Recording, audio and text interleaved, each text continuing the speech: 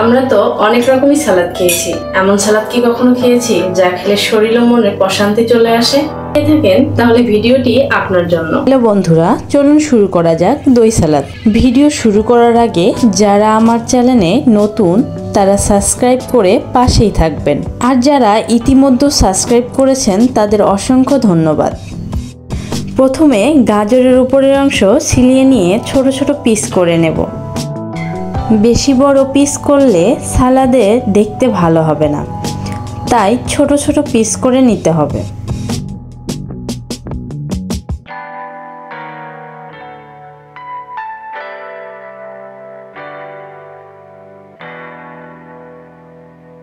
এরপর গাজরের মতো করে শসাগুলোকে ছোট ছোট পিস করে কেটে নিব।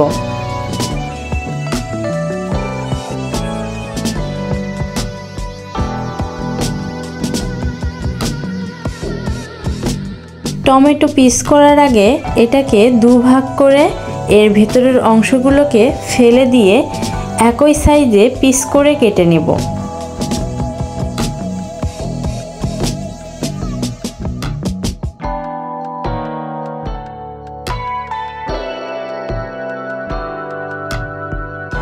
পেঁয়াজ কুচি করে নেব। কাঁচামরিচগুলোকে একটু কোনাচে করে কেটে নিব। আপনারা চাইলে যে কোনোভাবেই করতে পারেন, দেখতে ভালো লাগার জন্য আমি এভাবে কেটে নিয়েছি। এবারে ধনেপাতা কুচি কুচি করে কেটে নেব।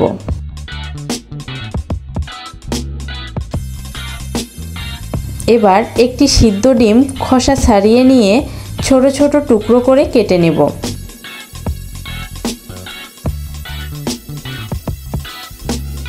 আপনি চাইলে এখানে ক্যাপসিকাম, বাঁধাকপি, অন্যান্য সবজিও অ্যাড করতে পারেন। এবার একটি বাটিতে এক এক করে সবগুলো সবজি এবং ডিমগুলো দিয়ে নেব।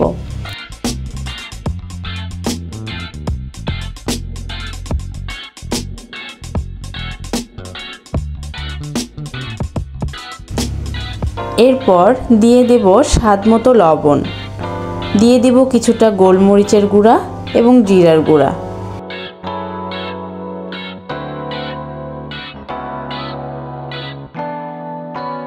এবার ভালোভাবে চামচ দিয়ে নেড়ে মিক্স করে নেব।